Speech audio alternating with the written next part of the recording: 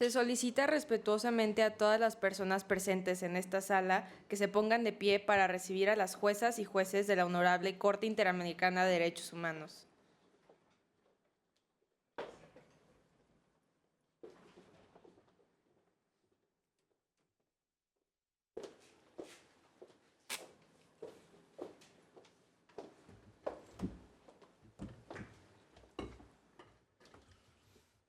Muy buenos días, mi nombre es Melanie Henriksson y me desempeñaré en esta sesión como secretaria de la Corte Interamericana de Derechos Humanos. Preside esta audiencia la jueza Natalia Rojas Ramos. También integran el pleno de la Corte en esta audiencia los jueces Javier Contreras Arriaga, ambos profesores de la materia de Derechos Humanos, así como Nora Denise Nuño, quien al final de la sesión será presentada con su reseña curricular. Puede tomar asiento.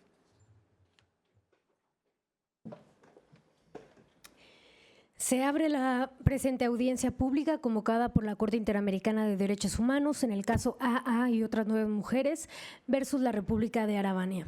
Doy la bienvenida a las distinguidas representantes de las víctimas, a los honorables representantes del Estado de Arabania y a la honorable delegación de la Comisión Interamericana de Derechos Humanos. Esta audiencia tiene por objeto recibir las declaraciones de las partes y de la Comisión Interamericana, así como escuchar los alegatos orales de la representación del Estado que la Corte estime necesario para su deliberación. Solicito ahora a la secretaria que proceda con el llamado de las partes. Comparecen en esta audiencia por la Comisión Interamericana de Derechos Humanos Mariana de la Torre, Leonardo Bañuelos, Gael Alejandro Bernal Madrigal y María José Gracia Rodríguez. Por la Ilustre República de Arabania, Dafne Carolina Cabral Castillo, Nicole Martínez Guillén, Laura Valeria Mesa Bobadilla, Ian Alexander Saray Allen, Juan Valentín Ponce Delgado.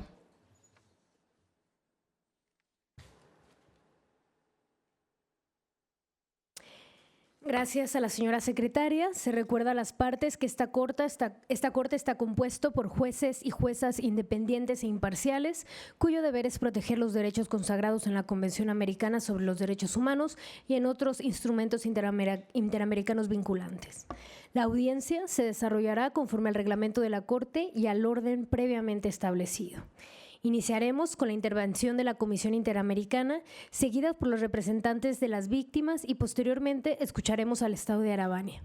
Una vez presentados los alegatos orales, esta Corte podrá formular preguntas a las partes. Proceda entonces la Comisión Interamericana con su intervención. Muchas gracias. Honorables jueces de esta Corte Interamericana de Derechos Humanos, señoras, señores, agentes y representantes del Estado, mi nombre es Gael Bernal y hoy estoy acompañado de los licenciados Mariana de la Torre, María José Gracia y Leonardo Bañuelos.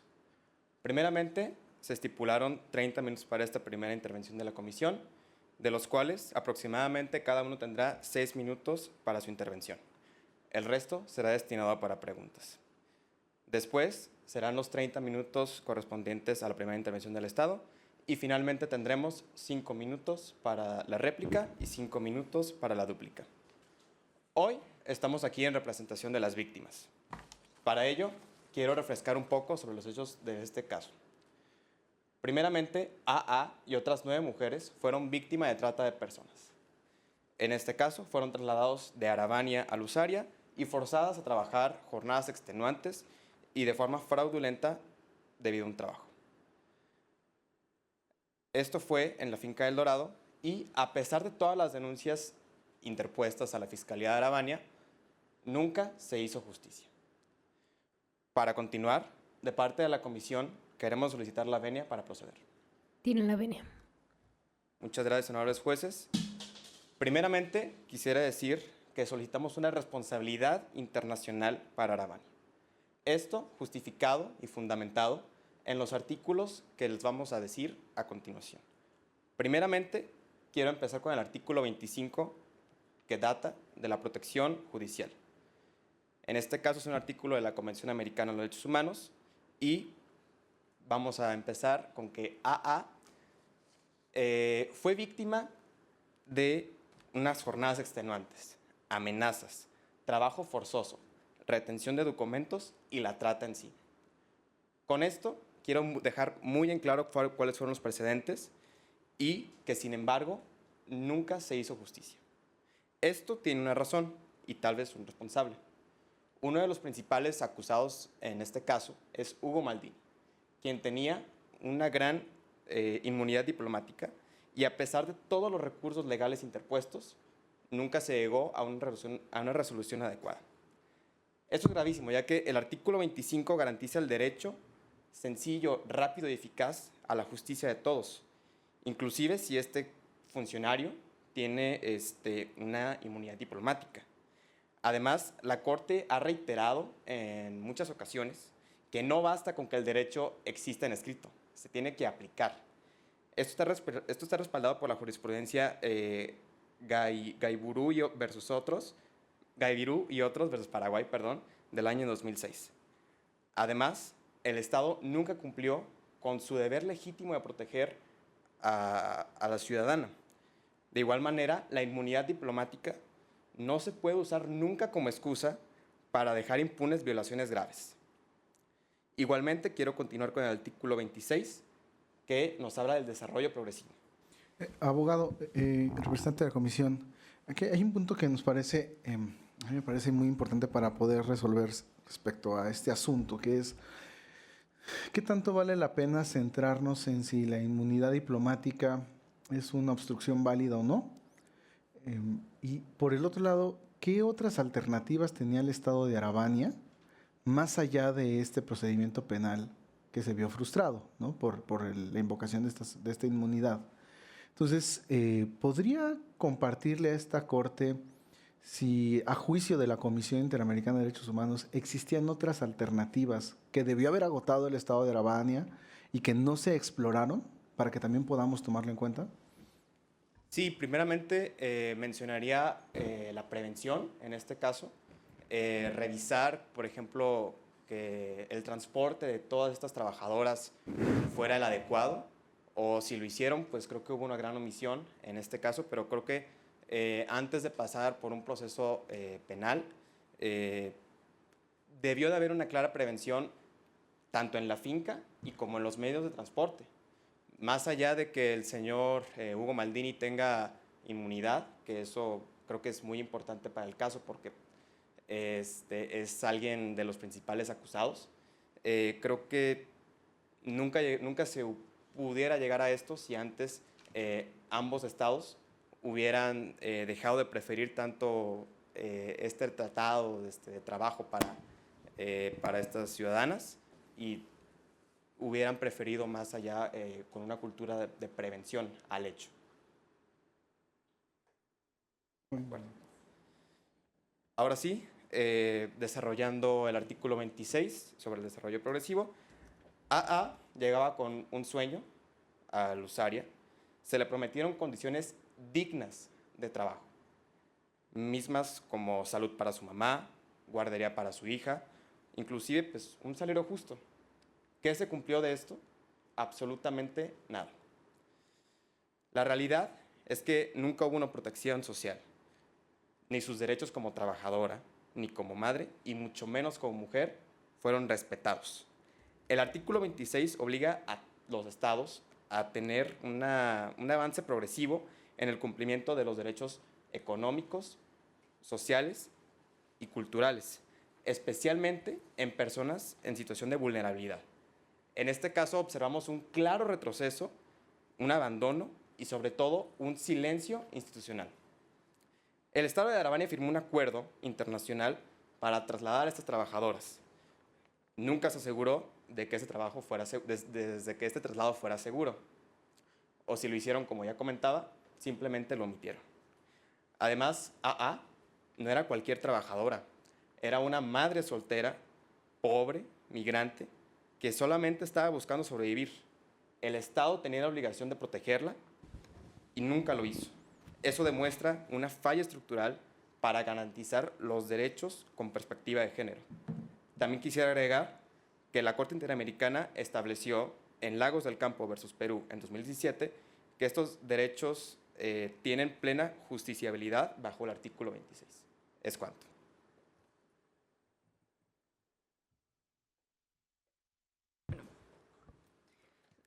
En este caso queda a mi responsabilidad puntualizar la responsabilidad del Estado de Arabania ante la evidente violación a los siguientes artículos. El artículo 3, el derecho al reconocimiento de la personalidad jurídica, y el artículo 5, del derecho a la integridad personal. Iniciaré con el artículo 3.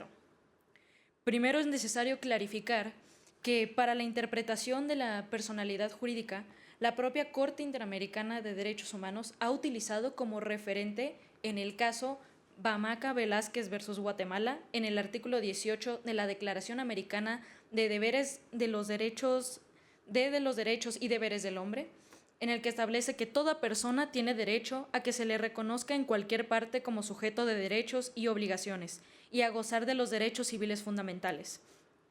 En dicho caso, la Corte Interamericana determinó que, en conjunto con este artículo, el reconocimiento de la personalidad jurídica implica el reconocimiento de la capacidad de ser titular de derechos y deberes.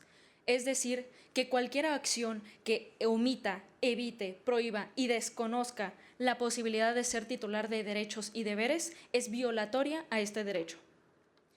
Prosigo con que hubo un precedente de negligencia por parte del Estado de Arabania. Desde el Acuerdo de Cooperación Bilateral para la Trasplantación de la Aedes flora, convenido por ambos estados, hay una evidente complicidad, incoherencia y desamparo jurídico de los estados y sus agentes designados al no prever medidas cautelares ni de protección para el traslado, recepción y proceso de contratación de las trabajadoras arabanesas. Esto es responsabilidad del Estado de Arabania y de sus agentes involucrados, ya que estos fueron tácitamente acordados por la República en su acuerdo. Una pregunta, ¿qué agentes del Estado estarían involucrados de manera precisa? De manera precisa son, en este caso, Hugo Maldini e Isabel Torres. ¿Y qué función desempeñaban dentro del Estado? Hugo Maldini fue acordado en el acuerdo bilateral que éste tendría las facultades y la inmunidad diplomática para llevar a cabo todos los procesos del cultivo y la trasplantación de la Aedes flora entre los estados, y designada a través de Hugo Maldini queda Isabel Torres para la regulación y todos los procesos de contratación específicos de este tratado. Muchas gracias. Yo tengo una pregunta justo sobre esto. O sea, inicia su exposición mencionando que el Estado de Arabania tiene una complicidad, ¿no?, en la comisión de todos estos hechos violatorios, porque no prevé, ¿no? Y entonces esa no prevención genera la complicidad. Pero justo cuando se hace la pregunta de cuáles son los funcionarios de Arabania que participan en este esquema de complicidad, nos menciona funcionarios de Lusaria. Entonces, ¿existiría alguna autoridad que pueda señalar la Comisión Interamericana de Derechos Humanos que fuera la que desde Arabania hiciera esta acción de complicidad? Muchas gracias por este espacio. La comisión quiere recalcar que se dirige con respecto a agentes del Estado a estos dos individuos, ya que el Estado de Arabania el Estado de Arabania aceptó poner a estos dos individuos como representantes de ambos estados, es decir, que tuvieran que realizar acciones relacionadas con el acuerdo de cooperación bilateral. El Estado de Arabania aceptó designar a estos agentes a su representación para funciones específicas relacionadas con el acuerdo. No sé si contesté. Sí, puede continuar. Muchas gracias. Ahora, estos fueron las medidas preventivas que no se realizaron por parte del Estado de Arabania, y derivadas de esto, no se justificó debidamente en ningún momento la retención indefinida de los documentos de identidad de todas las trabajadoras. En ningún momento se les regresaron estos documentos y en ningún momento se les explicó debidamente con qué razones se les retenían indefinidamente. Y cabe recalcar que tampoco se les comentó previo a la contratación, previo a algún proceso de contratación, por lo que no hubo en ningún momento algún consentimiento por parte de estas trabajadoras a que se les retuvieran sus documentos. Dice, estos documentos es importante puntualizar que funcionan como una única medida de identificación personal de estas trabajadoras, por lo que sin estos documentos su capacidad de ser titulares de derechos y de deberes es reducida, si no es que nula en este caso, ya que se encuentran solas en un estado extranjero sin ningún documento que les permita su identificación. Comisionada, me surgió una duda. Entonces, AA tenía consentimiento, no dio consentimiento para ser reclutada al trabajo. Dio consentimiento para ser reclutada en el trabajo, sin embargo, en ningún momento se les mencionó a las trabajadoras que retendrían indefinidamente sus documentos como parte del proceso de llegada al estado de la usuaria. Sí hubo un consentimiento para todo el proceso de contratación, pero no hubo un consentimiento para la retención indefinida de sus documentos, que deriva en que no puedan ser titulares o que deriva en que no puedan ejercer sus derechos o deberes en un estado extranjero. Gracias. Además, quisiera puntualizar que estos documentos también implican una protección a los menores y a sus acompañantes totalmente dependientes de estas mujeres, ya que al ellas no poder ejercer su capacidad de derechos, su capacidad de ser titulares de derechos y de obligaciones, estos menores y acompañantes quedan desamparados jurídicamente, lo que también es una responsabilidad del Estado de Arabania. Finalmente, quiero puntualizar que esta retención de sus documentos es sumamente importante para la capacidad de estas mujeres de poder ser identificadas, que es después el argumento que utiliza el Estado para justificar la no identificación de las otras 9 mujeres en un proceso de denuncia. Claro que no van a poder ser identificadas por parte del Estado porque el propio Estado fue el responsable de retener estos documentos. Entonces, la identificación de estas mujeres no es su responsabilidad, es responsabilidad del Estado. Y el Estado fue el propio el que puso en práctica estos métodos que evitaran que pudieran ser identificadas posteriormente en una denuncia. Quisiera proseguir con el derecho a la integridad personal. Hay jurisprudencias que la propia Corte ha emitido. Por ejemplo, el caso César versus Trinidad y Tobago del 2005, que puntualiza la infracción del derecho a la integridad física y psíquica de las personas es una clase de violación que tiene diversas connotaciones de grado y que abarca desde la tortura hasta otro tipo de vejámenes o tratos crueles, inhumanos o degradantes, cuyas secuelas físicas y psíquicas varían de intensidad según los factores endógenos y exógenos que deberán ser demostrados en cada situación concreta. Además, se tiene como jurisprudencia comunidades afrodescendientes desplazadas de la cuenca del río Cacarica versus Colombia. La Corte ha sostenido en otras oportunidades que la mera amenaza de que ocurra una conducta prohibida por el artículo 5 de la Convención, cuando sea suficientemente real e inminente, puede en sí misma estar en conflicto con el derecho a la integridad personal.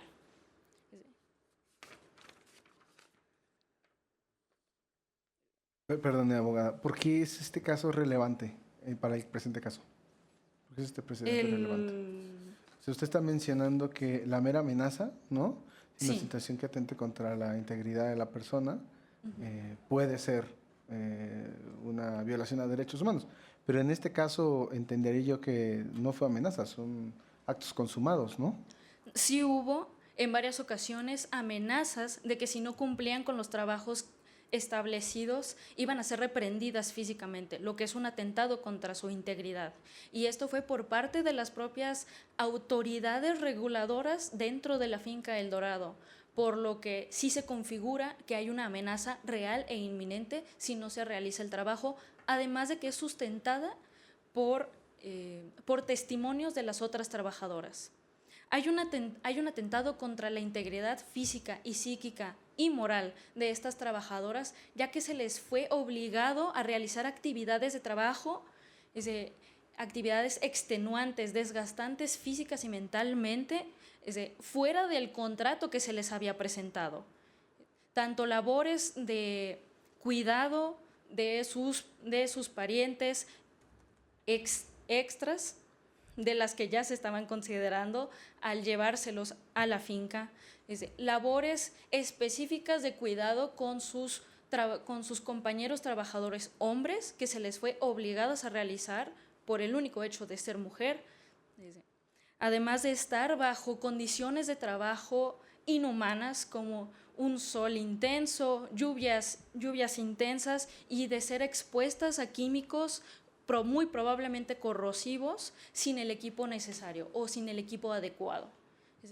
Fueron víctimas de un trabajo que fue sumamente desgastante física y mentalmente, además de estar sometidas a un sistema de vigilancia de 24 horas, a un sistema de vigilancia por parte de otros reguladores o autoridades hombres dentro de las instalaciones, que no les permitían tener una debida autonomía de su persona dentro de las instalaciones. Además de que en ningún momento se les daba un descanso debido después de no solamente las 8 horas de trabajo, sino de realizar labores de el cuidado de la comida, de la cena y de la propia estado de la vivienda en la que debían de estar.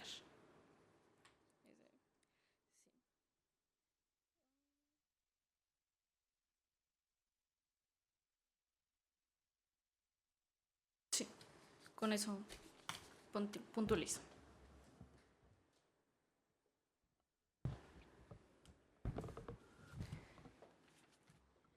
Yo voy a hacer énfasis en otro artículo de la Convención Americana de Derechos Humanos que fue violado, el que es el artículo 6, la prohibición de la esclavitud y la servidumbre. Este artículo protege la libertad personal y prohíbe no solo la esclavitud clásica, sino también cualquier otra forma moderna de esclavitud, como lo es el trabajo forzoso y la explotación mediante coacción.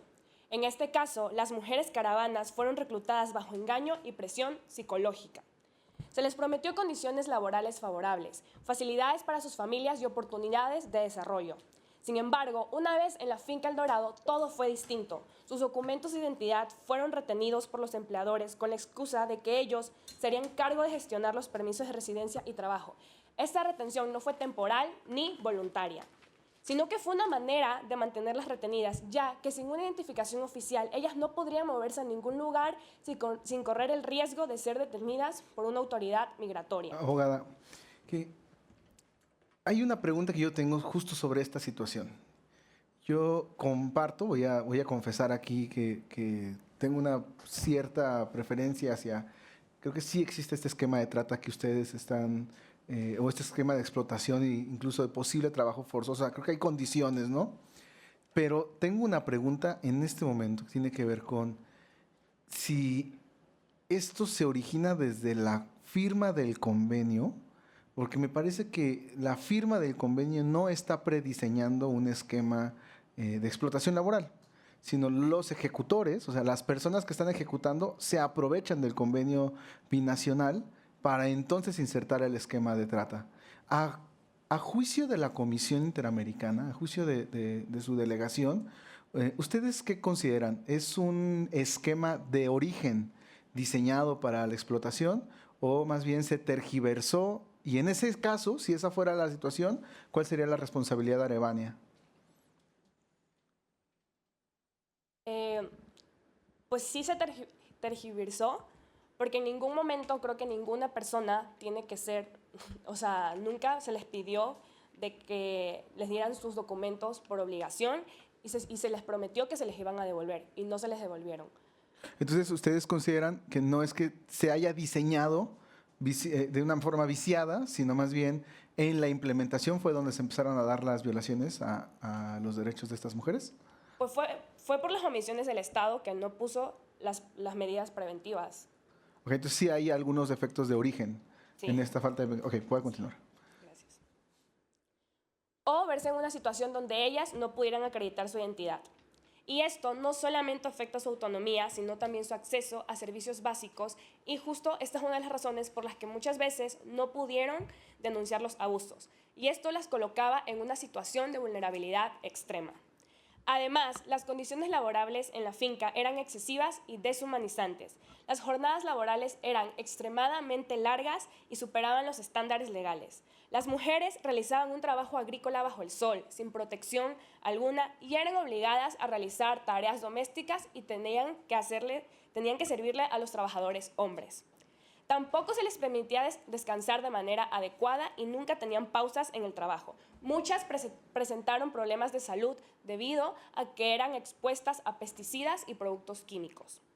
No contaban con acceso suficiente a agua potable ni siquiera a atención médica.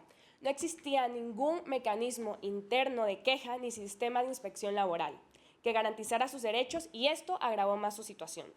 Por otro lado, las instalaciones de la finca tenían cámaras de vigilancia en los espacios comunes y en los dormitorios. Y además, habían guardias de seguridad armados y esto intimidaban a las víctimas. Ellas no podían salir libremente. La finca estaba cercada y aislada, lo cual, sumado a la retención de documentos, hizo que se vieran privadas de su libertad. No existían medios accesibles ni seguros para abandonar el lugar sin que sufran consecuencias. En el caso particular de AA, ella expuso su deseo de abandonar la finca y cuando lo hizo, Hugo Maldini le advirtió que si lo hacía, su madre y su hijo se iban a ver perjudicados. Y esto representa una amenaza psicológica.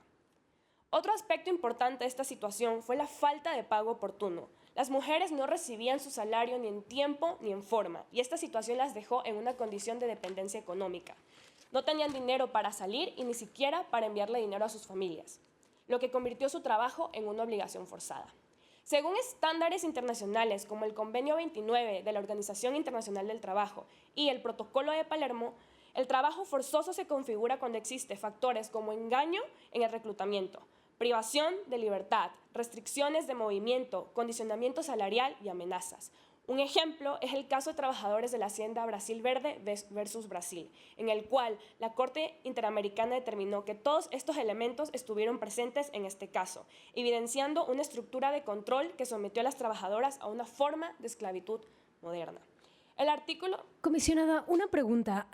Bueno, sabemos que se está alegando trata con fines de explotación laboral, pero la comisión tiene conocimiento de este hecho que se da el 3 de enero del 2014 respecto a la violencia sexual ejercida en contra de una de las trabajadoras.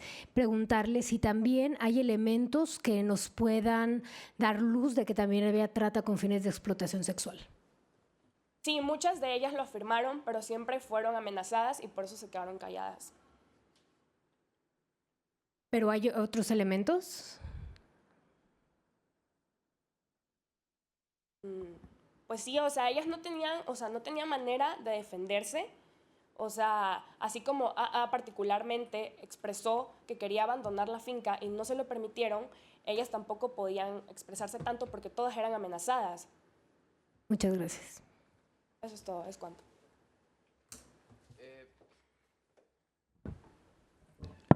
Para finalizar, me gustaría puntualizar las violaciones al artículo 7 y 8 de la Convención Americana de Derechos Humanos. En el primero de los casos, la Convención, en su artículo 7, dicta que se debe de garantizar el derecho a la libertad y seguridad personal, estableciendo que nadie puede ser privado de su libertad física, salvo en las condiciones legalmente especificadas. En este caso, como bien sabemos, existió la privación de libertad de facto mediante el mantenerlas en una relación laboral coercitiva, bajo vigilancia constante y sin posibilidad real de abandonar las instalaciones, como ya lo comentaron, también reteniendo sus documentos de manera ilegal bajo un supuesto análisis migratorio, además de las restricciones arbitrarias que constituían estas cámaras de videovigilancia, las personas en las entradas y salidas, condicionándolas a mantenerse en su lugar de trabajo, así como el contexto de vulnerabilidad instrumentalizado por las personas que violaron estos derechos, en condición de discriminación por el hecho de ser mujer, pobreza y también por el hecho de ser madre soltera. También se puede hablar de trata de personas, ya ha sido explicado mediante el protocolo de Palermo, el cual mediante la captación y el trabajo forzoso se encuadran los hechos. Además de la responsabilidad del Estado... Abogado, dos preguntas. Una, justo aprovechando que estamos invocando este protocolo de Palermo, ¿podría decirme la diferencia entre el trabajo forzoso y la trata de personas? La trata de personas es específicamente el captar, trasladar o retener a individuos mediante engaño o abuso de poder y agravado por la situación de vulnerabilidad en la que estaban estas mujeres. ¿Y el trabajo forzoso? El trabajo forzoso se refiere a la incapacidad, por ejemplo, de detener sus labores, el trabajo extenuante que llevaban a cabo sin ningún tipo de descanso y de condiciones necesarias como los instrumentos que las protegieran ante las sustancias que se utilizaban para el cultivo de esta Aedes flora. Y mi segunda pregunta, digo, que uno quería entender bien si se estaban refiriendo a este tipo de acciones en particular de manera diferenciada o las estaban utilizando de manera indistinta. Pero la segunda cosa es, percibo en esta audiencia en particular que hay un posicionamiento que sí busca que se determine una responsabilidad internacional por hechos ocurridos fuera del territorio, ¿no? Y como respondió su colega, ¿no? La abogada de la Torre, la forma en la que la comisión está entendiendo esta responsabilidad es que no se asume que este señor Ugo Maldini ni su colega son exclusivamente agentes del Estado de Lusaria, porque su nombramiento, su asignación a estas labores viene de un convenio bilateral, ¿no? Estamos tomando nota de esta forma en la que ustedes presentan, ¿no? que existe esa vinculación con el Estado, pero quiero retomar la pregunta que había hecho la jueza, la presidenta de la Corte, Natalia Rojas.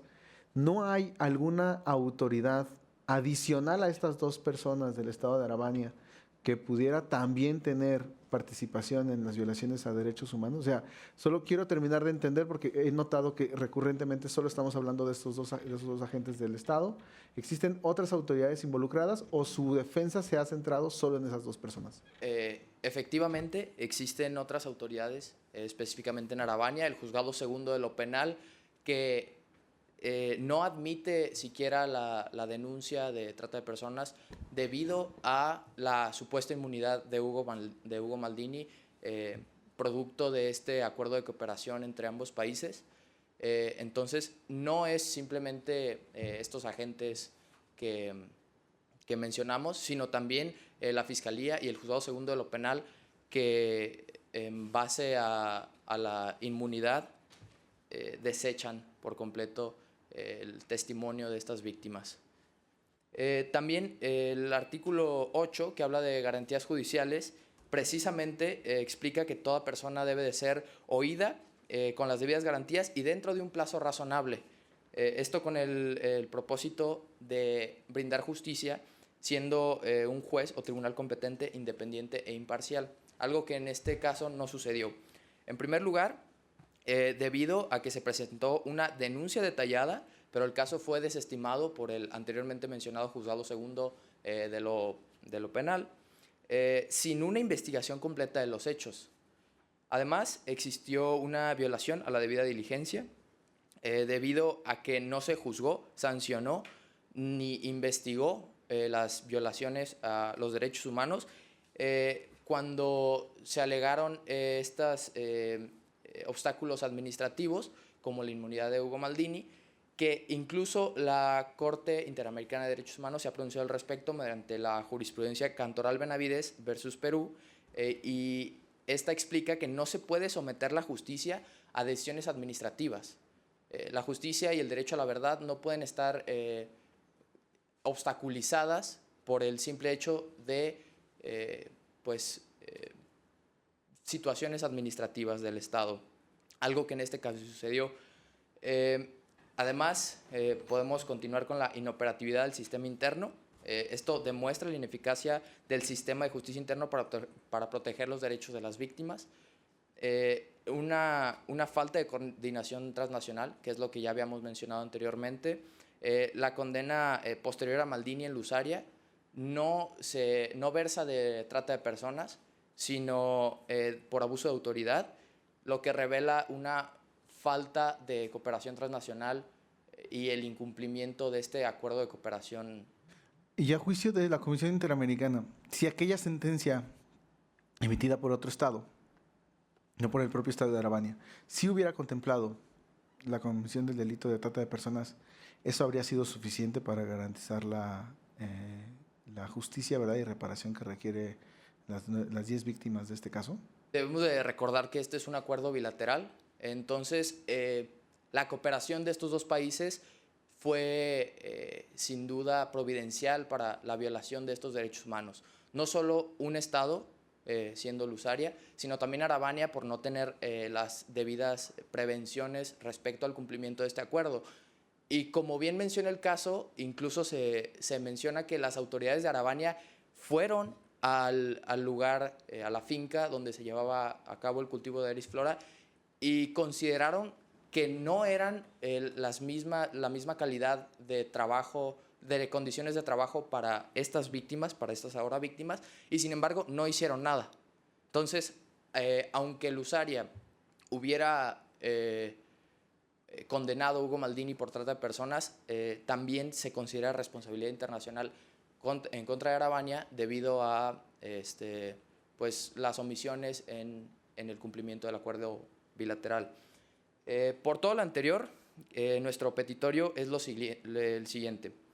Queremos declarar que se declare la responsabilidad internacional del Estado de Arabania por la violación de múltiples artículos de la Comisión Americana de Derechos Humanos, ya mencionados anteriormente, entre ellos el 1.1, 5, 6, 7, 8, 11, 17, 19, 22 y 25. Además, todo lo anterior por haber facilitado y tolerado de manera pasiva un esquema sistemático de trata de personas y además por la violación de la Convención de Belém do Pará al no adoptar medidas eficaces de protección frente a violencia y explotación de mujeres vulnerables. Que se declare la responsabilidad internacional debido a todo lo anterior, además de reconocer la vulneración grave del interés superior de la niña por parte de ambos estados al permitir condiciones de vida y trabajo que pusieron en riesgo su desarrollo integral, pero sin embargo se debe de enfatizar la primacía del interés superior de la niñez. Sí, comisionado, en ese sentido sabemos que este programa bilateral también incluía a niñas y niños, ¿no?, que iban como acompañantes, dependientes económicos directos de estas mujeres que trabajaban en la finca El Dorado, y preguntarle si hay qué elementos existen para que estas condiciones que ya fueron señaladas también se extendieran a estas niñas y a estos niños y para determinar las afectaciones.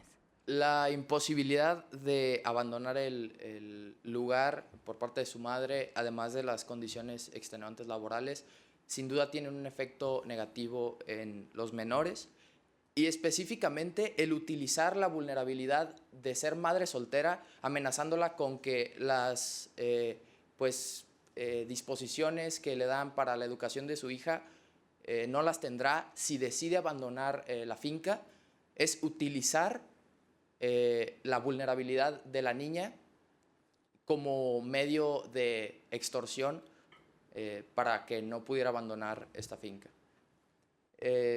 Además, se necesita que se ordenen medidas de reparación integral, entre ellas la restitución, la indemnización por daño material e inmaterial, la satisfacción como una disculpa pública, la rehabilitación, esto incluiría acceso gratuito a atención psicológica, médica y psicosocial con continuidad para FA. Y abogado, ¿por qué la alegada compensación económica que ya se hizo, la indemnización que ya se efectuó por parte del Estado de Arabania, la víctima no cumpliría con los requerimientos de una reparación integral del daño?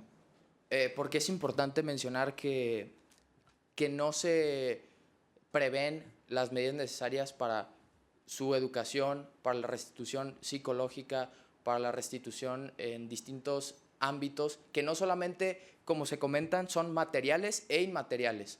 No se reduce a una simple cantidad monetaria los daños efectuados a esta menor.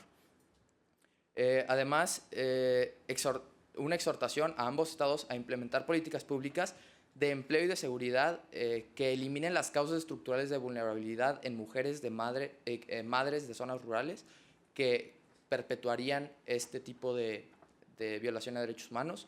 Además de que se declare que el acuerdo de cooperación entre Arabania y Lusaria fue ejecutado en violación de derechos humanos fundamentales y que la cooperación internacional debe someterse a principios de legalidad, control judicial y evaluación de impacto en derechos humanos, además de, por último, ordenar una investigación internacional independiente acerca de las condiciones de trabajo en las fincas de Eris Flora y la implementación de un sistema regional de monitoreo del trabajo forzoso y la trata en el contexto de la cooperación climática.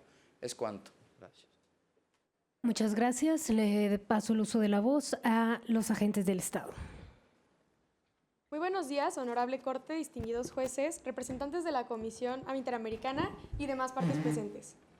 Comparecemos ante esta honorable Corte en representación de la República de Arabania, Estado soberano que reafirma su absoluto respeto al sistema interamericano y que es soberano y afirma su compromiso con el cumplimiento de sus obligaciones convencionales. Nos encontramos aquí para ejercer nuestro derecho a la defensa en el caso AA y otras 9 mujeres, con la convicción de que el Estado ha actuado conforme al derecho internacional dentro de los límites de su jurisdicción y con respeto a la dignidad humana. Durante esta audiencia presentaremos de forma estructurada los alegatos que demostrarán que Arabania no incurrió en responsabilidad internacional. Quien les habla, Nicole Martínez, comenzará con la exposición del primer alegato de fondo. Continuando así con esta sección, Valeria Mesa, Juan Valentín Ponce, Ian Saray Allen y finalmente Dafne Cabral, quien concluirá esta intervención con los alegatos.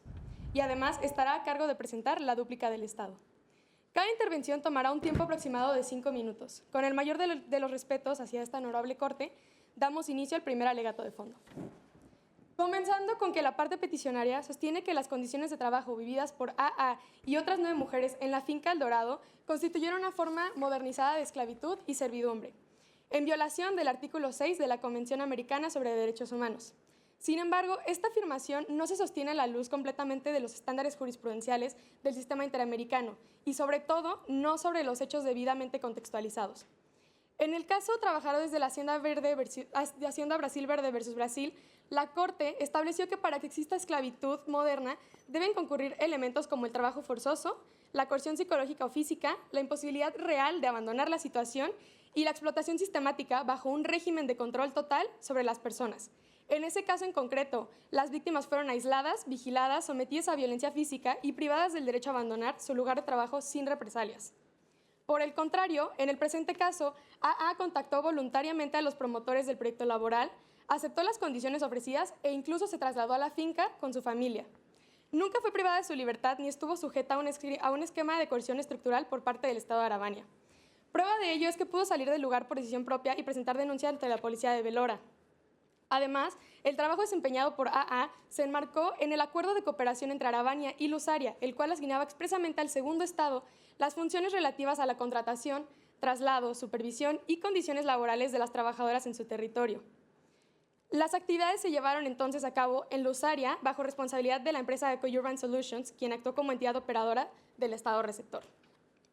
La Corte ha sido clara en señalar que el artículo 6 no puede ser interpretado de forma extensiva sin vulnerar el principio de legalidad. Este artículo se refiere precisamente a formas organizadas y sistemáticas de sometimiento humano que anulan la libertad personal.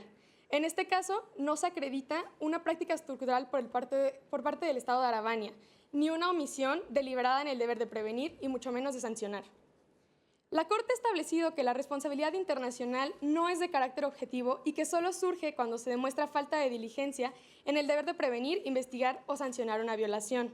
El Estado actuó con la diligencia esperada entre los márgenes legales disponibles, ya que el deber de garantía del artículo 1.1 de la Convención no implica responsabilidad objetiva, como se sostuvo en el caso Velázquez Rodríguez versus Honduras.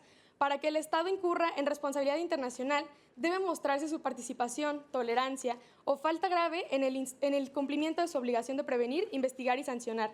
Nada de eso se acredita. Agente del Estado, me sale la duda, justo usted está mencionando 3 elementos, ¿no?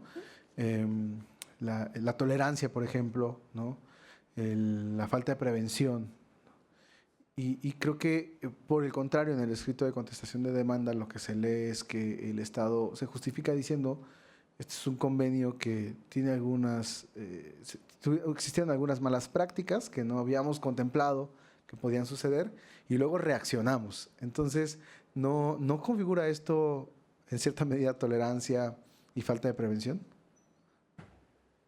Bueno, realmente falta de prevención es una forma de decir que Arabania no estaba debidamente preparado para este tipo de casos en concreto, en los que el Estado, Arabania, actuó de buena fe ante la situación de vulnerabilidad que estaban sufriendo las mujeres en esta situación de cambios climáticos, que significan algo más difícil para ellas, que las vulnerabilizan más. Sin embargo, sí había previsto que se tenía que tener informes periódicos por parte del Estado de Lusaria en el que se informara respecto a las condiciones de trabajo en las que estaban estas mujeres. Además de que ante la primera denuncia que se tuvo en el Estado de Arabania, el Estado sí fue a corroborar las condiciones en las que se estaba trabajando, y si bien al Estado no le pareció que era algo que iba de acorde a lo normalmente establecido como correcto en condiciones laborales en su estado,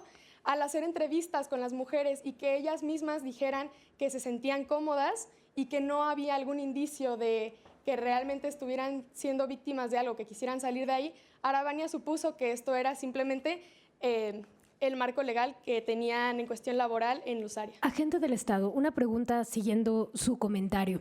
Bueno, sabemos que una de las obligaciones de los estados al momento de investigar violaciones a los derechos humanos, un principio que une estos elementos es la debida diligencia, ¿no? Entonces, ¿qué otros elementos tiene el Estado para probar que esas investigaciones, esas visitas in loco a El Dorado se realizaron con debida diligencia, aparte de estas entrevistas con las trabajadoras que nos mencionan? ¿Podría darme un momento para pensar bien la respuesta? Gracias.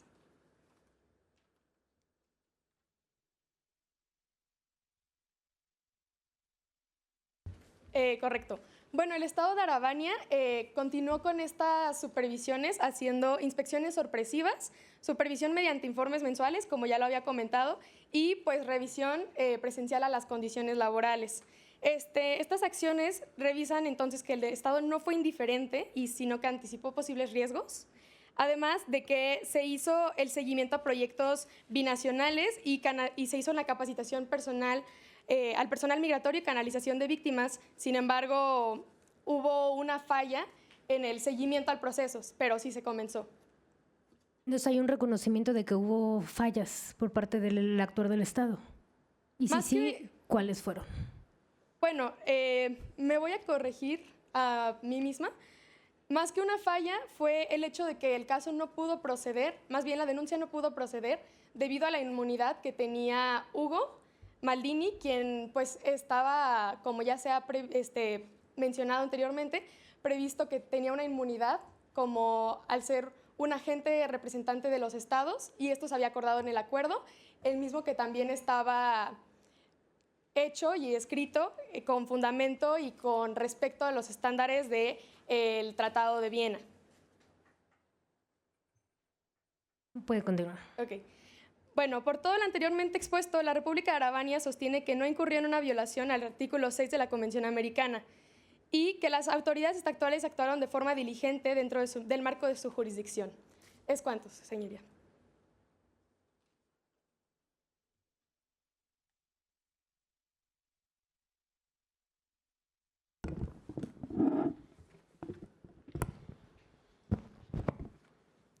Honorables jueces y juezas de la Corte Interamericana, comparezco en representación de la República de Arabania para sostener con hechos probados que el Estado no incurrió en violación al artículo 3 ni al artículo 5 de la Convención Americana de Derechos Humanos. En primer término, el Estado no violó el derecho al reconocimiento de la personalidad jurídica de AA ni de las demás mujeres referidas. Este derecho consagrado en el artículo 3 de la Convención implica el deber de reconocer a todas las personas como sujetos de derechos. Y así fue como lo hizo el Estado de Arabania. Desde la recepción de la denuncia, reconoció a AA como víctima titular de derechos. Le brindó acceso a justicia, atención médica, atención psicológica y representación legal a través de la Clínica de Apoyo y Reintegración para Víctimas de Trata. En cuanto a las otras 9 mujeres... Agente, ¿esa organización forma parte de las autoridades del Estado de Arabania o es un esfuerzo diferenciado? Sí, es una clínica del Estado. Ok. Aunque las otras 9 víctimas no pudieron ser identificadas plenamente, el Estado activó cooperación internacional con Lusaria, solicitó medidas de investigación y promovió su localización y protección de estas 9 mujeres. Esto se alinea con lo resuelto en el caso de Niños de la Calle versus Guatemala, en el cual esta misma Corte señala que el Estado debe garantizar derechos. Eso persiste aun cuando no hay plena identificación de las personas vulneradas. Por lo tanto, el Estado cumplió razonablemente con sus obligaciones. En segundo lugar, Arabania tampoco incurrió en violación al derecho de integridad personal, protegido por el artículo 5 de la Convención. Este precepto reconoce que la integridad física, psíquica y moral abarca también a los familiares de las víctimas y no solo a estas. AA recibió atención integral desde el primer momento. Se activó una orden de arresto, se abrió una investigación judicial y se garantizó su acompañamiento médico, psicológico y legal. Respecto a otras posibles víctimas, el Estado actuó con la debida diligencia reforzada, emprendiendo acciones concretas de búsqueda y cooperación internacional, como lo estableció en el caso Velázquez Rodríguez versus Honduras. La responsabilidad internacional no surge por la existencia del daño, sino surge por la inacción del Estado, lo cual no sucedió en este caso, porque el Estado sí actuó al respecto. En consecuencia, la República Arabania ha cumplido con sus obligaciones y solicita respetuosamente en esta Corte que no se le atribuya la responsabilidad internacional. Perdone, abogada, del agente del Estado. Hay un tema que preocupa, justo cuando usted habla acerca de que no existe una inacción del Estado. Muy particularmente en este caso, se dice que se han hecho acciones de búsqueda, ¿no? Pero no le queda muy claro a este pleno en qué consisten esas acciones de búsqueda y por qué en este caso particular el Estado de Arabania no ha podido identificar estos nombres, cuando no es una cantidad muy grande de personas que fueron reclutadas para poder ir a trabajar en el programa de movilidad laboral. De hecho, hay programas de movilidad laboral en México que reclutan 10 veces más que lo que se recluta en este programa de Arabania con Lusaria. Están los listados de las personas que fueron beneficiarias. Hay personas que, las 10 personas que regresan al Estado de Arabania, pues pasan por los controles migratorios del propio Estado.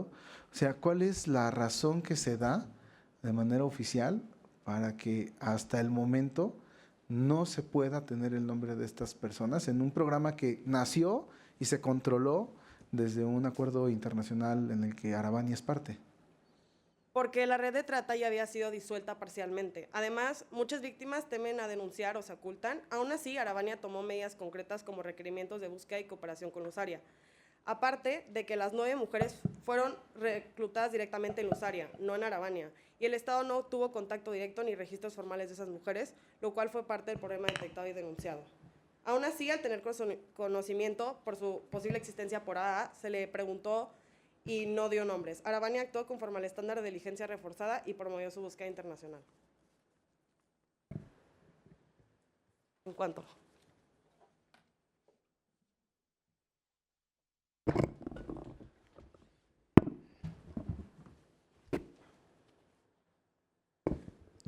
Honorables miembros de este tribunal, comparezco hoy para demostrar que la República de Arabania no incurrió en violación en los derechos consagrados en los artículos 8 y 25 de la Convención Americana sobre Derechos Humanos en relación con su artículo 1.1.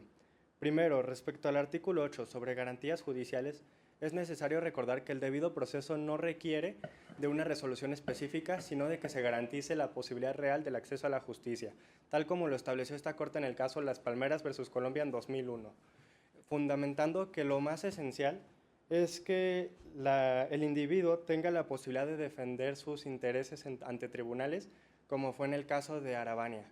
En el caso de AA, desde el inicio, el Estado activó todas las instancias, todas las vías judiciales pertinentes. Se presentó la querella ante el segundo juzgado de lo penal de Belora. Se emitió una orden de arresto contra Hugo Maldini y se inició formalmente la instrucción penal. Sin embargo, este proceso se vio interrumpido legalmente en el momento que el imputado invocó su inmunidad diplomática protegida por el Acuerdo de Cooperación Bilateral en su artículo 50 y la Convención de Viena sobre Relaciones Diplomáticas. Esto demuestra que no estamos ante un caso de una omisión arbitraria ni negligente por parte del Estado, sino del cumplimiento de normas internacionales de carácter vinculante que limitan la jurisdicción penal frente a agentes diplomáticos.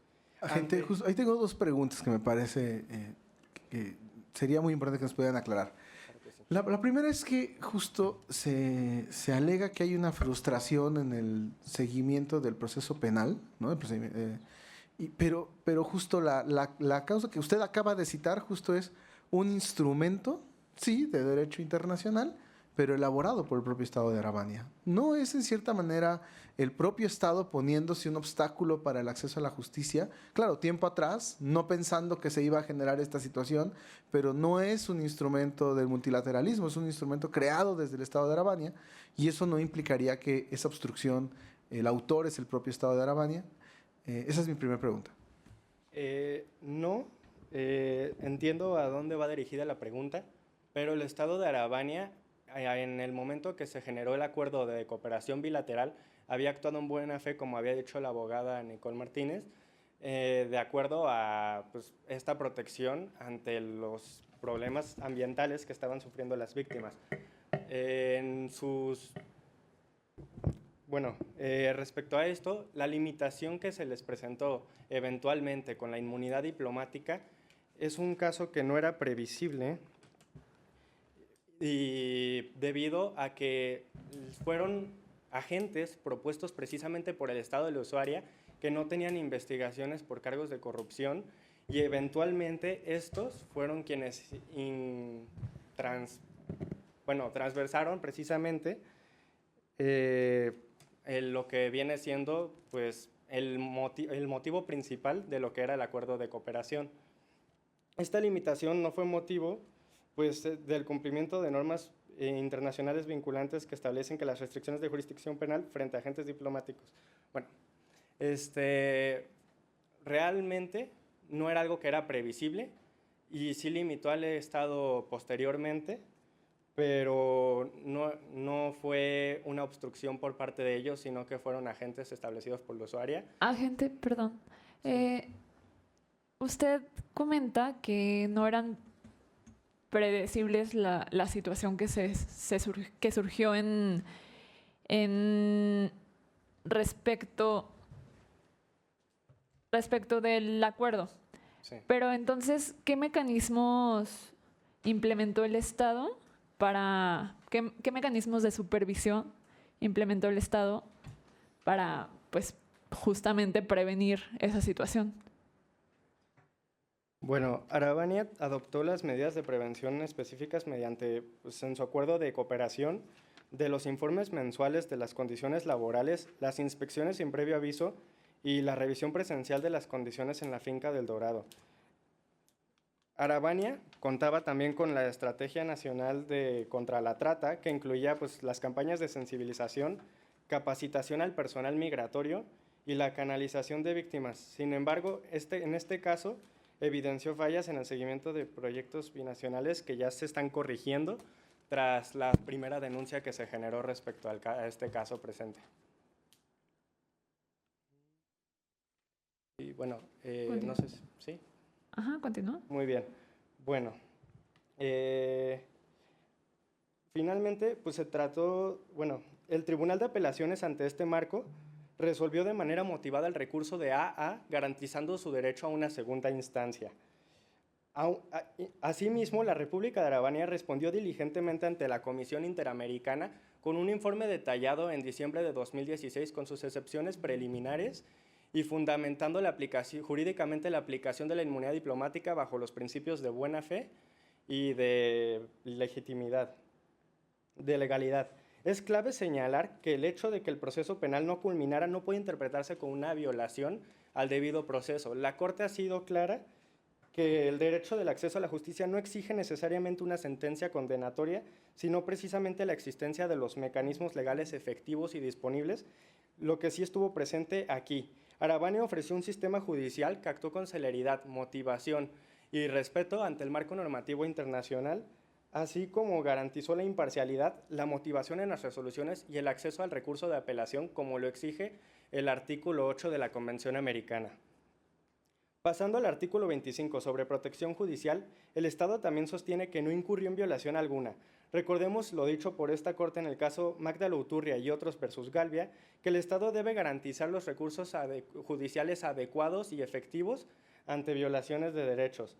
Eso fue exactamente lo que hizo Arabania. AA presentó la denuncia el 14 de enero de 2014 y ese mismo día la policía de Velora se presentó en las instalaciones de Primalia, detuvo a Hugo Maldini y realizó las investigaciones esenciales. Aquí está. Ahí hay un punto que nos parece muy relevante, porque creo que sí, justo es algo que no comentó la Comisión Interamericana y nos gustaría saberlo de ustedes, agente del Estado. Sí, efectivamente, nos hemos enfocado mucho en la denuncia, ¿no? Por supuesto. Pero el artículo 25 señala que deben existir recursos idóneos para la protección de derechos humanos, o sea, donde se pueda enunciar de manera directa la violación de un derecho, no la comisión de un delito, y donde se pueda resolver respecto de la violación de ese derecho, no solo sobre si se tipifica o no la conducta delictiva. Okay. Entonces, estoy en un dilema como juez porque no sé si es que las víctimas no intentaron agotar otros recursos que sí existen en el estado de Arabania, que son para la tutela de derechos, o más bien que no existen esos recursos en el estado de Arabania. ¿Qué podría decirnos su representación al respecto y que esté obviamente fundado en el caso hipotético? Permíteme organizar mis ideas, por favor. Pido permiso.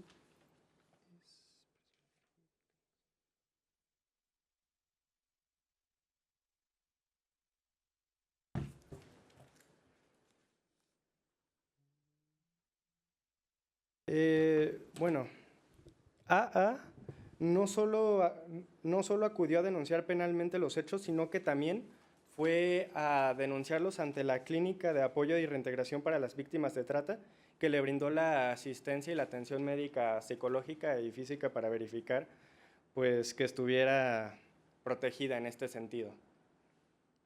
Okay, bueno, sé que su colega agente del Estado había mencionado que la clínica es parte, no es una autoridad, ¿no? Pero en realidad no lo es. O sea, en los hechos del caso se menciona que es una organización de la sociedad civil, que de hecho es quien está como peticionaria. O sea, sería raro que una autoridad del Estado fuera la peticionaria de esta situación ante el sistema interamericano. Entonces, entendiendo que esa es una organización de la sociedad civil, ¿hay alguna otra instancia que esté disponible para las víctimas pero no se haya agotado o no existe esa instancia?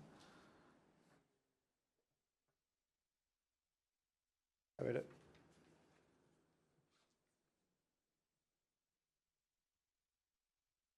Tengo entendido que aparte de la clínica y el juzgado no se denunció en otra instancia del sistema de Arabania. Okay. Sí.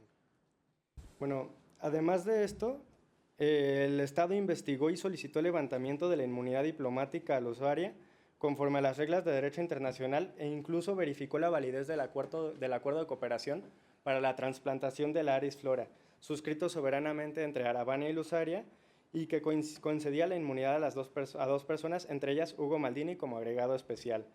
Este acuerdo fue legítimo y ajustado al derecho internacional y sus efectos no pueden imputarse como una falta del deber estatal de proteger los derechos, pues Arabania actuó hasta donde la ley se lo permitió. Y estas limitaciones no derivaron de una omisión estatal, sino de una obligación jurídica de respetar las inmunidades válidamente ya internacionales, de manera internacional. Es cuanto, su señoría.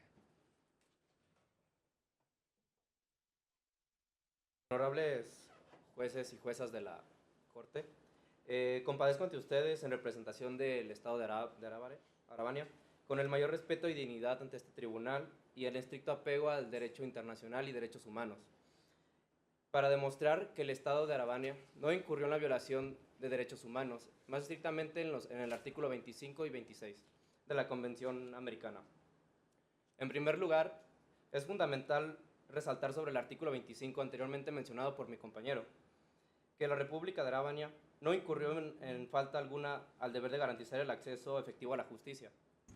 El Estado agotó todos los medios razonables y disponibles en su jurisdicción, ya que para investigar los hechos, este promovió mecanismos judiciales, administrativos e incluso internacionales, Esto todo dentro del marco normativo vigente. Hablando justo de este mecanismo de arbitraje internacional, ¿no? que entiendo es uno de los mecanismos que se alega desde el Estado, es decir, de oficio iniciamos esta investigación, pedimos que se generara, ¿no?, este laudo y que la compensación viene de este monto, ¿no? Pero, ¿cuáles son los elementos que se requieren para que un mecanismo pueda ser considerado un recurso efectivo para la protección de derechos humanos? ¿Y por qué el arbitraje internacional sería entonces un mecanismo idóneo? Bueno, en este caso se sabe que tenía un acuerdo bilateral entre Arabania y Lusaria.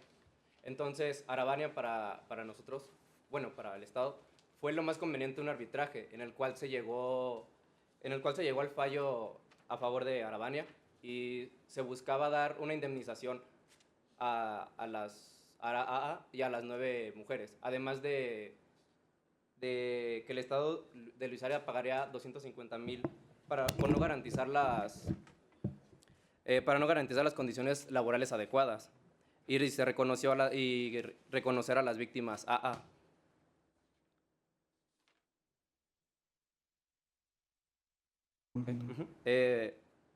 Y cabe señalar que las limitaciones enfrentadas no derivaron de una omisión estatal, sino del respeto a las normas jurídicas vigentes, como lo son la inmunidad diplomática que ostentaba Hugo, esta consagrada en los tratados internacionales y el acuerdo bilateral de cooperación técnica y ambiental con Lusaria. Estas normas no constituyen un obstáculo arbitrario, sino que obedecen las obligaciones internacionales vinculantes y a la necesidad de asegurar la estabilidad de las relaciones diplomáticas y la cooperación entre Estados. Lejos de ser obstáculos antiimpuestos, son disposiciones legítimas del derecho internacional que regulan las relaciones entre Estados soberanos. Así lo reconoció la Honorable Corte en el caso de Gaiburu y otros versus Paraguay, al señalar que los Estados deben remover todos los obstáculos de facto y de jure que impidan la justicia, siempre en el marco de los medios legales disponibles. Por ello, Arabania actuó en cumplimiento de estas obligaciones internacionales y activó mecanismos razonables, como lo fue el arbitraje internacional, con el pleno respeto al principio de legalidad. En segundo lugar, Arabania tampoco ha vulnerado el artículo 26 de la Convención. Esto conforme al precedente fijado en el caso Lagos del Campo versus Perú 2017, ya que el artículo 26 no exige resultados inmediatos, sino esfuerzos razonables, sostenibles y no regresivos para garantizar los derechos económicos, sociales y culturales de las personas. Arabania cuenta con un marco normativo sólido, ya que en su constitución impone a la autoridad el deber de garantizar y respetar los derechos humanos, esto en su artículo 102. Igualmente, su legislación tipifica lo que es la trata de personas y el trabajo forzado. Igualmente, plantea... Agente del Estado. Si bien dice que la legislación interna del Estado de Arabania reconoce la trata de personas, ¿por qué en esta investigación que realiza la Fiscalía no se configuran los elementos de trata de personas? ¿Qué elementos consideraron en esta investigación? La Fiscalía en el 2002 y 2013 realizó investigaciones internas, pero como esto ya no fue en Arabania, sino en Lusaria, la Fiscalía perdió su jurisdicción para realizar más investigaciones fuera de nuestro territorio. Ahora, justo me interesa que entró en el estudio del artículo 26 de la Convención Americana, que habla de los DESCA, ¿no? Y de la progresividad que debe de existir. Se entiende desde la contestación de demanda la situación compleja que está viviendo el país, ¿no? Y cómo hay acciones que buscan revertir el impacto climático, generar mejores condiciones para las mujeres y para otros grupos en situación de vulnerabilidad. Un convenio que tenía como finalidad combatir los efectos del cambio climático, generar una reducción en las brechas de desigualdad, pero que termina en esquemas de trata y trabajo forzoso, no es, a mi parecer, no sería precisamente una forma de visualizar la progresividad. ¿O por qué alega el Estado de Arabania que este tipo de acciones sí refrendan un compromiso de progresividad hacia los DESCA? Ajá, bueno, recordando un poco el contexto de lo que estaba sufriendo Arabania con sus inundaciones, Arabania buscaba una solución beneficiosa para ambos países. De ahí surgió este acuerdo bilateral, en el cual consistía en que él mandaría, se reclutarían personas en riesgo, bueno, de pobreza o bueno, en escasos recursos, para que fueran a trabajar a Luisaria. Entonces, el Estado de Arabania actuó de buena fe y creyó que Luisaria haría lo correcto, igualmente que se apegaría a todos los artículos que se plantearon en el acuerdo bilateral, como es el artículo 3.3, que era sobre los informes mensuales y todo eso. Entonces, lo que buscamos como Estado ahora es remendar el error que hubo en este acuerdo bilateral, que fue que actuamos de buena fe y Luisaria, pues como tal, nos contaba mentiras, ya que si me puedes pasar esto.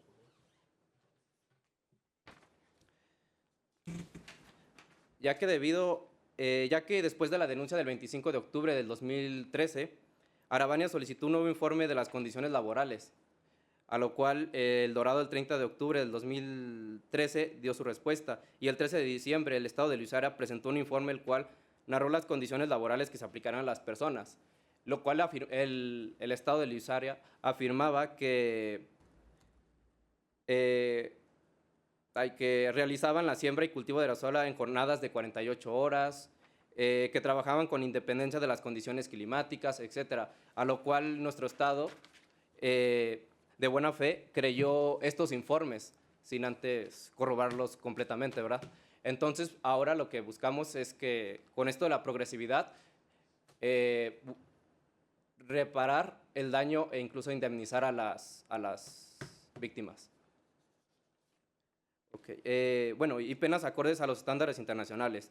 Además, ha rectificado múltiples instrumentos regionales y universales, como lo fue la Convención de Belém do Pará, el Protocolo de Palermo y el Convenio 29 y 105 de la OIT. Pero no solo hay normas, sino que también hubo acciones, ya que en el 2012 y 2013 la Fiscalía General de Arabania realizó investigaciones internas para verificar las condiciones laborales de la finca El Dorado. Si bien se declaró incompetente por cuestiones territoriales, esto evidencia una respuesta inmediata y proactiva por parte del Estado. Adicionalmente, Arabania activó mecanismos de cooperación bilateral, que incluyen inspecciones sin previo aviso y reportes mensuales sobre condiciones laborales, los que ya les mencionaba, del artículo 3.3 del acuerdo bilateral. Y cuando surgió la controversia, optó por el arbitraje internacional, esto previsto en el artículo 71 del acuerdo de cooperación. Igualmente, el resultado de este arbitraje pues, fue claro. Se condenó al Estado de Luisaria a pagar 250,000 por no garantizar las adecuadas condiciones laborales, y además se reconoció a las víctimas, incluyendo AA. Además, que se les asignó una reparación individual.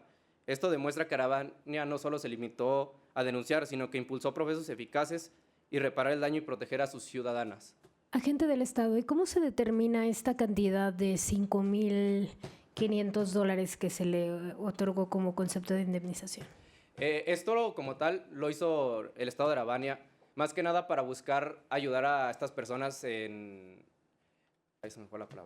situación de pobreza o igual en migrantes que se van a trabajar a otro lado y luego regresan y que no tienen trabajo. Entonces, Arabania buscó darles esta indemnización como forma de que se puedan readaptar al mundo laboral nuevamente. Solo para que quede aterrizado, entonces el Estado de Arabania fue quien indemnizó a la víctima AA. Sí, bueno, en el arbitraje se buscaba nada más condenar a Luisaria con $250,000. Entonces, Arabania vio que no sería suficiente, entonces fue cuando promovió dar esta indemnización individual a cada víctima, que fue a AA más las 9 mujeres. Gracias. ¿También a las otras 9 mujeres se indemnizó? No, esto porque, como antes lo mencionaban, no fueron debidamente identificadas. Incluso la Corte Interamericana de Derechos Humanos no pudo identificarlas. El Estado de Arabania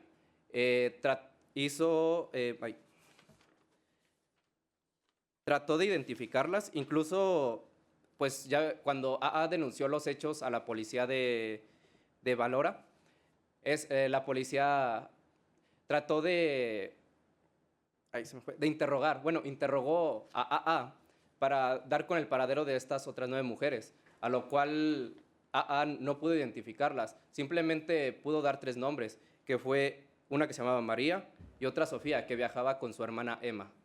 Entonces, no se pudieron indemnizar porque... Esto debido a que pues, una de las condiciones esenciales para ejecutar las reparaciones individuales es la identificación y acreditación clara de la persona beneficiaria. Voy a pedir que puedan, por favor, darle tiempo. Tendrá solo unos 3 minutos para poder cerrar la última parte, porque están muy sobrados de tiempo. Y probablemente en la dúplica pueda tener una participación adicional. ¿Está bien? Es cuenta, gracias. Sí.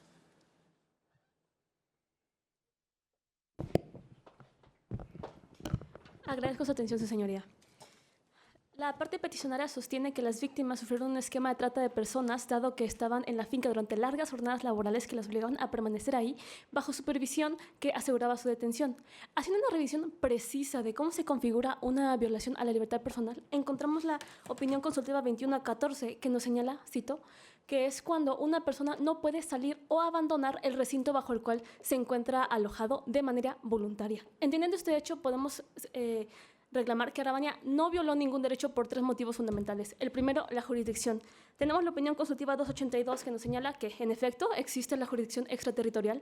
Sin embargo, este hecho está superditado a que una persona frente a un territorio esté sujeta al control de otro por acciones u omisiones de sus agentes estatales. Su señoría, le recuerdo que tanto el proceso de contratación, traslado y capacitación ocurrió en Lusaria, a través de la empresa Ecourban Solutions, particular que actúa en nombre de entidad estatal, particularmente del Ministerio de Economía y Desarrollo Nacional de Lusaria. En segundo lugar, lo que nos compete a nosotros como Arabania, lo que sucedió en Velora. Agente del Estado, pero solo quiero aclarar porque lo han mencionado algunos de sus colegas, Sí. que es el acto del reclutamiento, la contratación y traslado haya sucedido por una empresa de Lusaria, haya sucedido por actores de Lusaria. No me parece que necesariamente sea que sucedió todo en Lusaria, porque efectivamente hay entrevistas que se realizan en el territorio de Arabania y hay un punto de encuentro de las personas con sus familias adentro de Arabania y luego se da un traslado, ¿no? Me parece que ahí hay una malinterpretación a lo mejor de los hechos del caso. No sé si puede usted corregirme si me estoy equivocando. ¿Puede reformular la pregunta? Una disculpa. Sí, ustedes he escuchado un par de veces que declaran que ninguna de las situaciones que tienen que ver con la promoción, reclutamiento y traslado de las personas suceden dentro del territorio de Arabania, pero entiendo que en los casos, en los hechos del caso hipotético, geográficamente sí están sucediendo en Arabania, a lo mejor por empresas que no son de Arabania, por actores que no son de Arabania, pero geográficamente estas 3 situaciones que se dan en el territorio. Solo quiero aclarar, ¿es correcto o estoy malentendiendo los hechos? Entiendo su punto, su señoría. Sí ocurrieron hechos aquí en Arabania, sin embargo, están sujetos a acciones de otros personajes. Por ejemplo, Hugo Maldini, que está sujeto al control de Lusaria, porque antes de ser funcionario público, era funcionario gubernamental de Elena Solís, de gabinete que estaba lleno de corrupción, según el informe de Green Money de 2013. ¿Puede continuar? Sí. Bueno, ahora lo que nos compete, que es lo que las víctimas sufrieron lo que se suscitó con las víctimas en Velora. Para esto es importante mencionar que en Velora no hubo ninguna autoridad arabánica, sino que todo fue coordinado única y exclusivamente por personal de Lusaria. Aquí, Lusaria, al ser aquel estado acreditante de la misión especial, tiene algo que se conoce como control efectivo sobre su personal. Y tercero, las víctimas al regresar a Arabania, podemos ver que fue AA quien por su propia voluntad salió de este mismo recinto, dado que estaba inconforme con las condiciones laborales que había en Lusaria. No hay información exclusiva que nos dé algún indicio de que fue específicamente lo que nos señala el artículo 7 de la CAT, que una autoridad arabánica la haya detenido de manera arbitraria o que por señalamiento de una ley haya sido retenida de manera temporal. Sin embargo, agente del Estado, el Estado de Arabania sí tenía la obligación de prevenir. Claro. ¿Qué acciones tendientes a la prevención de la violencia contra las mujeres, la prevención de la trata de personas, tomó de manera específica el Estado para evitar que esto sucediera? Claro, sí, señoría. Pues en primer lugar, la ratificación de tratados internacionales, que Arabania era un Estado comprometido con sus nacionales al conocer sus dolencias. En segundo lugar, el tipificar la trata de personas de manera distintiva a lo que se conocía en Lusaria.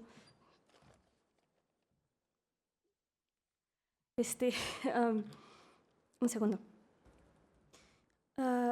Asimismo, prever que no hubiera una cultura de discriminación. Al fin y al cabo, casos como Campo Algodonero nos especifican que una cultura de discriminación en contra de la mujer bajo visiones estereotipadas simulan la violencia de género. Sin embargo, este hecho no es así, ya que la contratación predominante de mujeres no se debe a una visión estereotipada de que la realizan mejor que los hombres.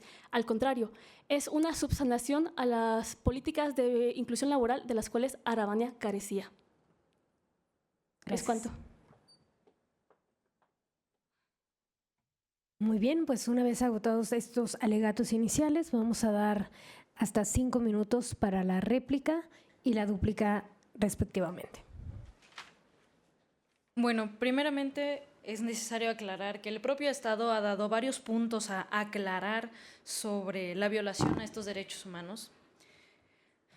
Primeramente, el Estado menciona que no se sostiene que hubo una configuración de trabajo forzoso, explotación o un impedimento real de que estas víctimas, de que estas trabajadoras pudieran retirarse del espacio donde eran sometidas a un trabajo forzoso de manera voluntaria. Sin embargo, eso ya se argumentó previamente de que sí se configura un trabajo forzoso, una explotación, un ataque y una amenaza a su integridad física, psíquica y moral mediante las constantes amenazas, comentarios de humillación, comentarios evidentes de discriminación contra la mujer, y los varios testimonios de las propias trabajadoras de que no podían retirarse de ahí debido a que fueron fuertemente reprimidas, de acuerdo a ciertos testimonios. Y creo que queda más que claro que ante un testimonio de que una de ellas pidió retirarse y se le fue fuertemente reprimida y ya no se le volvió a ver en la finca, creo que es suficiente prueba para que las demás no decidieran hacer lo mismo, por lo que evidentemente no podían salir de ahí de manera voluntaria.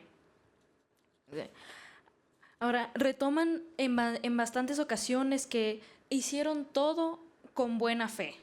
Sin embargo, la buena fe no es excluyente de responsabilidad ante actos de omisión y negligencia por parte del Estado. El Estado menciona constantemente que todo lo hizo con respeto y considerando la dignidad humana de estas trabajadoras. Sin embargo, eso no se ve reflejado en medidas de prevención que el Estado en ningún momento evidentemente hizo. Nunca hubo medidas preventivas de protección hacia estas mujeres que el Estado sabe que están en condiciones de vulnerabilidad.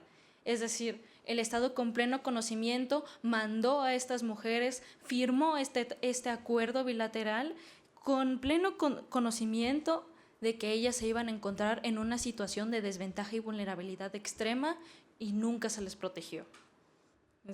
Ahora, hablan constantemente también sobre la indemnización que se le hizo a AA por parte del Estado de Arabania, justificando esto como un método de debida diligencia. Sin embargo, realmente la indemnización que se le hizo a AA por parte del Estado de Arabania fue primeramente de $5,000 y fue por el incumplimiento del usuario de garantizarles condiciones laborales adecuadas en tal territorio. En ningún momento se estipula que esta indemnización fue para subsanar y restituir el estado de su integridad física, su integridad psíquica y de todas estas violaciones a derechos humanos que sí se configuran. Después, el propio Estado menciona que sí hizo visitas sin previo aviso a las autoridades del usuario, sin embargo no se tiene ningún registro sobre ellas. El Estado sí tiene, de acuerdo al artículo 3.3 del Acuerdo de Cooperación de los Estados de Arabania, sí está facultado a realizar estas visitas de supervisión. Sin embargo, no se tiene ningún registro, pero tomando la palabra del Estado que sí se hicieron, entonces Se tiene por entendido que se hicieron estas visitas, se reconocieron estas condiciones laborales sumamente inhumanas y el Estado no tomó medidas al respecto. Las únicas acciones que se configuran por parte del Estado ante esta supuesta revisión es una tolerancia a medidas inhumanas de trabajo y explotación humana.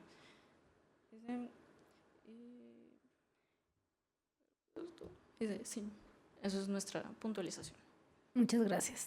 Damos uso de la voz para la dúplica.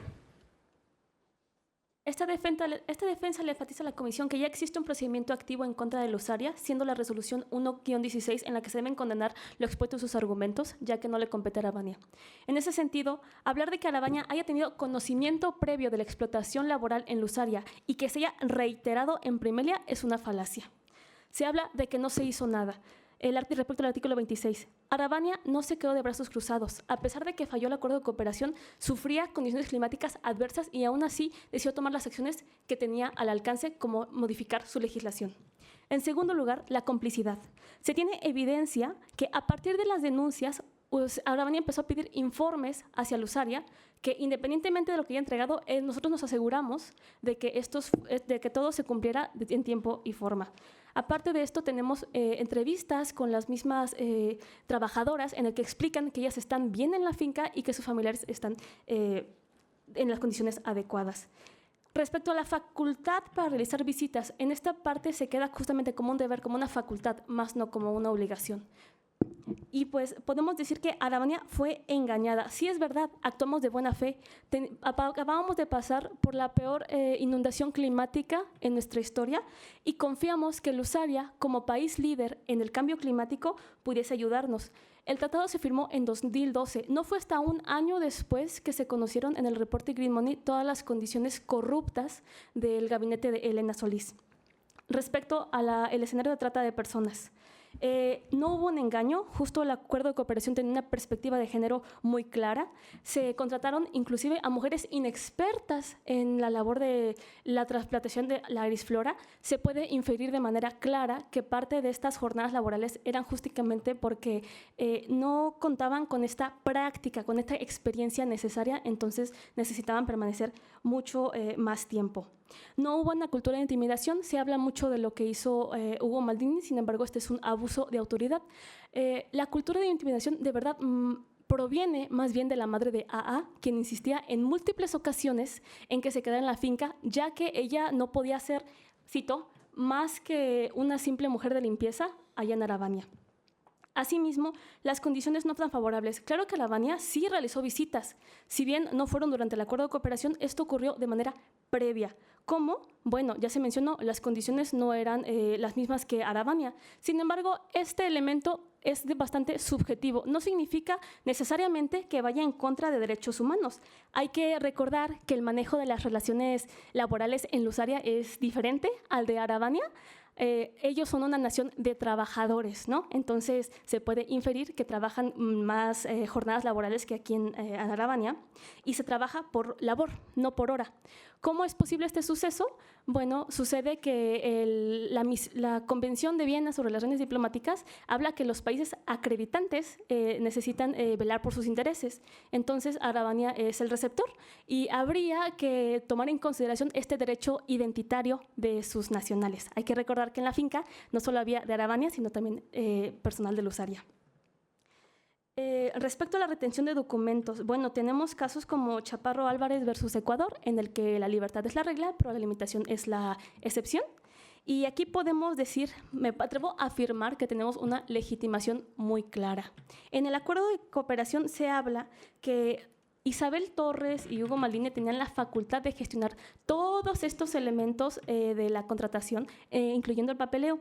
Y justamente una excepción muy válida en este mismo caso es por casos o circunstancias con estricta sujeción a los procedimientos objetivamente definidos por una norma. En este caso, el acuerdo de cooperación puede ser esta norma bajo la cual está sujeta. Y también tenemos el caso Vélez-Lur versus Panamá, en el que hay una justificación muy importante, que las mujeres contratadas necesitan tener permisos legales para moverse a otro país, porque esto puede evitar causas de discriminación sobre detención arbitraria. sería todo. Muchas gracias, agente del Estado. Habiéndose escuchado las intervenciones de la Comisión Interamericana, las representantes de las víctimas y la Ilustre República de Arabania, presentados en esta audiencia, la Corte agradece profundamente a todas las partes por su colaboración, su compromiso con el sistema interamericano y por la calidad de sus exposiciones. Esta audiencia pública queda formalmente concluida. La Corte tomará a consideración toda la información recibida para la deliberación correspondiente y en su momento emitirá la sentencia que proceda, siendo las 12:43 del día 10 de junio del 2025, se levanta la sesión.